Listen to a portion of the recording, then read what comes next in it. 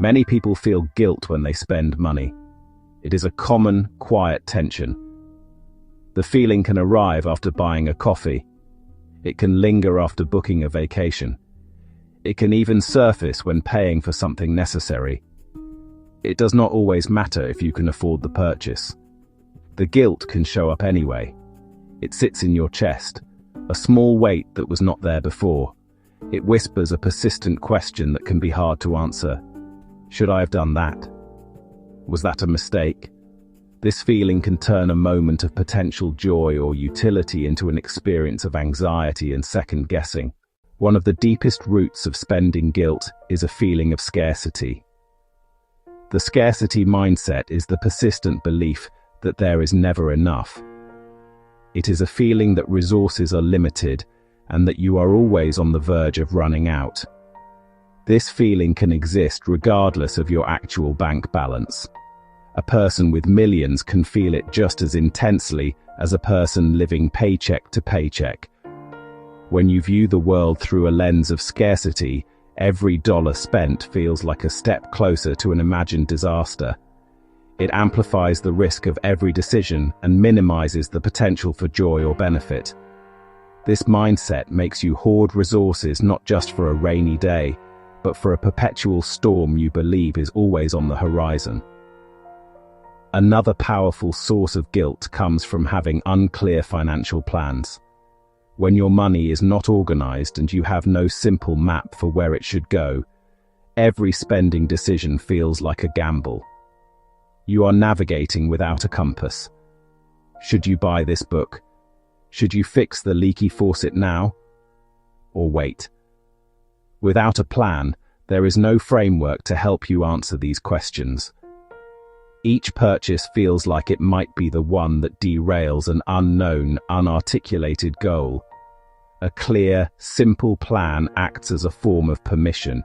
It tells you, yes, this amount is allocated for enjoyment. Yes, this is the fund for home repairs. Without that explicit permission, you feel like you are breaking a rule you never knew existed. Guilt also grows from the powerful stories and values we inherit. Many of us were raised with strong beliefs about money. Perhaps you learned that spending on yourself was selfish, or that extreme frugality was a sign of strong moral character. These lessons often come from a place of love and a desire to protect. Your parents or grandparents may have lived through times of genuine hardship, and their financial caution was a necessary survival tool. But sometimes these inherited values can become rigid prisons in a different economic reality. They can prevent us from using money to enhance our lives, creating a false equivalence between spending and being a bad or irresponsible person. It is crucial to separate the practical reality of money from the moral judgment we attach to it. Money is a tool. It is a neutral resource that can be used for many purposes.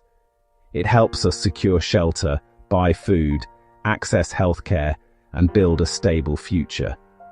It can also be used to facilitate joy, learning, connection, and rest. The tool itself is not inherently good or bad. Spending money on a vacation does not make you a frivolous person, just as saving every penny does not automatically make you a virtuous one. The wisdom of a financial choice lies not in the act itself, but in the intention behind it and how it aligns with the life you are consciously trying to build. Intentional spending is a calm and deliberate act. It has a clear purpose that you can articulate to yourself. You are not just buying a thing, you are investing in an outcome that you value. That outcome could be anything that supports your well-being. It could be buying high-quality running shoes because you value your physical health. It could be purchasing a plane ticket because you value connection with faraway family. It could be subscribing to a streaming service because you value relaxation and entertainment at the end of a long day. When you spend with clear intention, the purchase feels grounded. You know why you are making the choice, and that why serves as a powerful antidote to guilt. Impulse spending, on the other hand, feels very different. It is often born from a sudden burst of emotion, not from a considered plan. You might buy something because you are feeling bored, sad, stressed, or even overly excited. The purchase is a reaction to a feeling, a quick attempt to change your emotional state. This kind of spending can provide a fleeting sense of pleasure or distraction. The thrill fades, consequences remain. On the surface, an intentional purchase and an impulse purchase can look identical. Two people could buy the exact same sweater. For one person, it is an intentional act. They needed it, researched it, chose quality, and filled a gap. For the other, it was a late-night ad and a click for novelty. The item is the same, the price is the same, but the internal experience is worlds apart. The difference is not in the what, but in the why. Here is a simple practice. Introduce a mandatory pause before you buy. Create space between impulse and action. For small purchases, wait a day. For medium purchases, wait a week. During the pause, urgency fades and thoughtfulness steps forward. Ask, will this support a life I want to live? Does it align with my values? If the answer is still yes after the pause, it is more likely an intentional choice. Values-based spending is one of the most powerful ways to bring clarity and confidence to your financial decisions. It is a simple but profound concept. It means you consciously use your money to support the things that are most important to you. Before you can do this, you must first identify what those things are. Your values are your personal guiding principles. They are simple statements about what matters to you. Take a moment to think about them. Examples could include community, personal growth, physical health, family connection, creativity, a peaceful home environment, adventure. Once you know your core values, you can see money in a new light. Money becomes a tool for bringing more of what you value into your life. The question shifts from, can I afford this, to, does this support what I care about? If learning is a top value, spending on a book, an online course, or a museum membership feels like a direct investment in your growth. It is an act of alignment. This shift can change your emotional response to spending. Let's consider a practical example. Two people, each with $200 discretionary a month. First person, no clear values, small, unplanned purchases. End of month, money's gone, dissatisfaction and guilt. Second person, family and calm, weekly dinner and 2 hours of cleaning. End of month, money's gone, but they feel satisfied. Spending had purpose. The money transformed into experiences that match their values. This is the power of a values-based spending compass. A sense of balance is essential for a healthy financial life. We are all trying to navigate between two fundamental human needs: the need for security, the need for joy. We need to know that we are safe, that our future is protected. We also need to experience pleasure, meaning, connection in the present moment. Guilt often arises when these two needs feel like they are in conflict. When you spend on joy, a part of you worries you are compromising your security. The key is to create a structure that honors both so they no longer feel like they are competing. The first step is to create a safety base. This is your emergency fund, a specific amount set aside for true, unexpected crises. Job loss, medical emergency, critical home repair. Its purpose is to calm your mind, not to make you rich. To make planning feel less overwhelming, you can think of your money in terms of 3 simple buckets. This is not a rigid accounting system, but a mental model to help you bring clarity to your cash flow. It helps turn the vague, intimidating concept of my finances into a few manageable categories. The first bucket is for your essentials. This includes all the predictable, necessary costs of living: rent or mortgage, utilities, groceries, transportation costs, insurance premiums. These are your baseline needs. This bucket represents your foundational needs. The second bucket is for your security. This category is about your future self: retirement contributions like a 401k or an IRA, your emergency fund, and other major future purchases, like a down payment on a house. It is your investment in stability and peace of mind down the road. It directly addresses the what-if questions that fuel anxiety.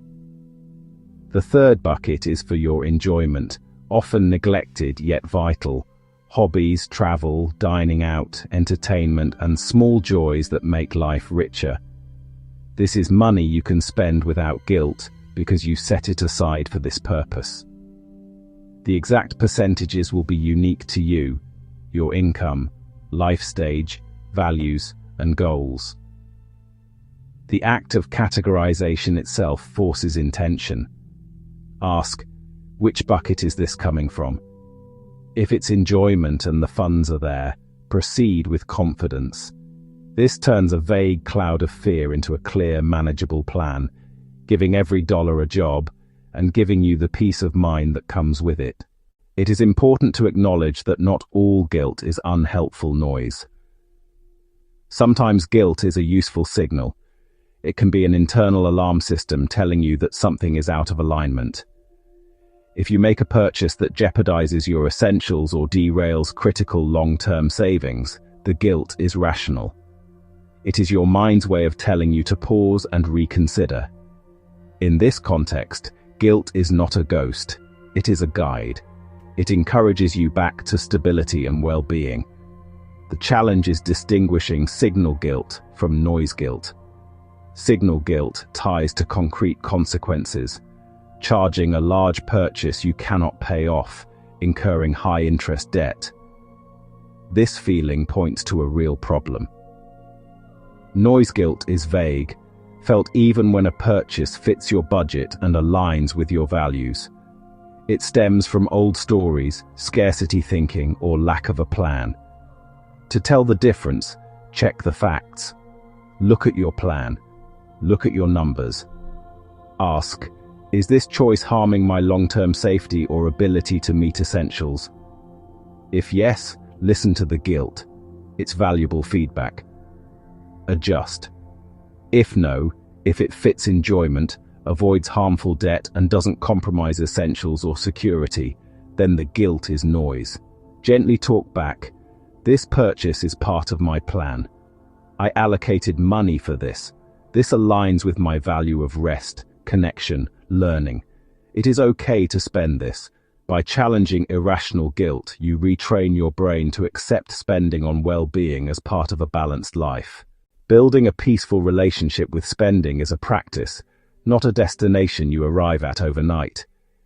It involves small, consistent habits that replace anxiety with intention. One habit: write a simple mission statement. I use my money to create a calm home and to support my family's well-being. Before a non-essential purchase, check in with that aim. Does this move you closer? Write your top values on a small card. Keep it in your wallet or by your screen. When impulse or guilt appears, look at the list. Let it cut through noise and bring you back to what matters. Add a gentle weekly review. Did purchases align with my values? What felt good? What did not? Practice compassion. You will make messy choices, feel guilt. Everyone does. Notice without judgment. If out of alignment, learn and adjust. If aligned yet guilt persists, remind yourself of your plan and intention. The goal is not perfection, it is progress. Using money not as a scorecard of worth, but as a quiet, powerful tool for security and meaning. If this helped, like, subscribe, and share it with someone who might need a calmer way to think about money.